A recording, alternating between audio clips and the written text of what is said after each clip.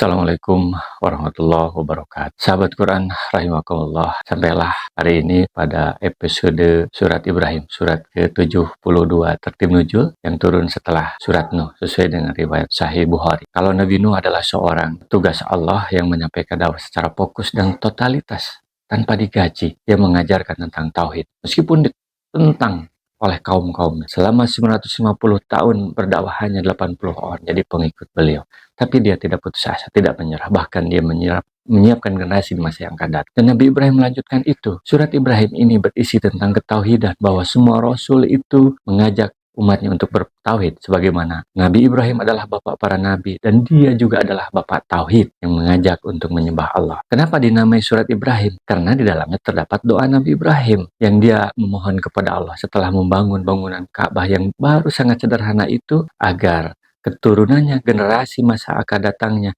adalah orang-orang yang mendirikan sholat, yang tidak menyembah berhala, dan juga menjadikan Mekah sebagai negeri yang aman dan makmur. Ini adalah doa menggambarkan visi dan perencanaan di masa yang akan datang. Meskipun pada waktu itu adalah Mekah tanah yang tandus, tapi Nabi Ibrahim sudah punya pandangan jauh ke depan, dan hari ini itu terbukti.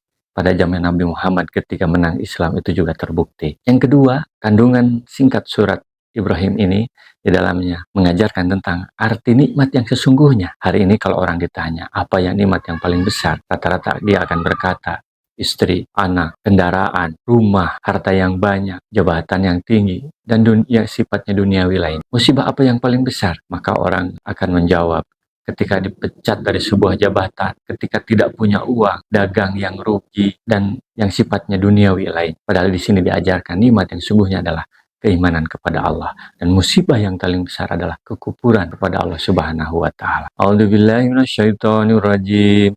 Bismillahirrahmanirrahim. Alif lam ra. Alif lam ra itu adalah huruf hijaiyah. Huruf yang sangat sederhana, semua orang bisa bahasa Arab. Tapi ketika Allah menantang, silahkan. Kalau ada yang mampu membuat kitab seperti Al-Quran, dan sampai hari ini tidak ada yang mampu. Itu menunjukkan kemujizatan Al-Quran. Kitabun anzalnahu ilaika. Al-Quran adalah kitab yang diturunkan kepadamu. Jadi Al-Quran ini dari Allah melalui malaikat Jibril, bukan buatan Nabi Muhammad. Itu hurijanna samina dulumati ilannu, supaya mengeluarkan manusia dari kegelapan kepada cahaya. Itulah tugas seorang rasul, menyampaikan cahaya, menyampaikan risalah Allah, menyampaikan tauhid. Karena tauhid itu adalah cahaya, nur. Keimanan itu adalah cahaya dalam hati. Ketika seorang manusia keimanannya tidak menyala, tidak beriman, maka dia tidak ubahnya seperti hewan yang tubuhnya berasal dari tanah, yang berjalan, bernyawa. Sementara kalau dia beriman, dia akan menjadi seorang makhluk yang sangat luar biasa. Dia akan hidup. Itulah cahaya. Cahaya keimanan yang ada dalam diri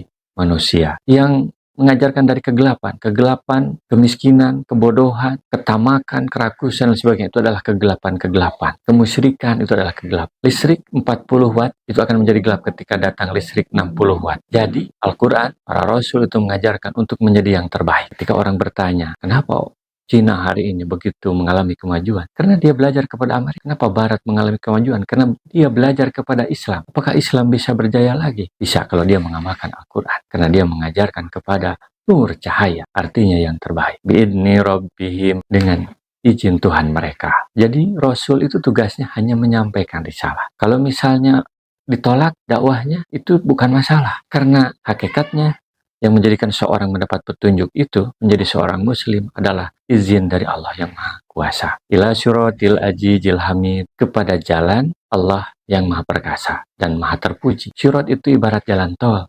Di jalan tol itu petunjuknya jelas. Kalau orang bisa membaca, pasti dia tidak akan tersesat. Itulah gambaran Islam. Dan hidup itu juga adalah perjalanan. Orang berkata, ketika dia memiliki cita-cita tadi, memiliki perencanaan, maka jangan berhenti di tengah jalan.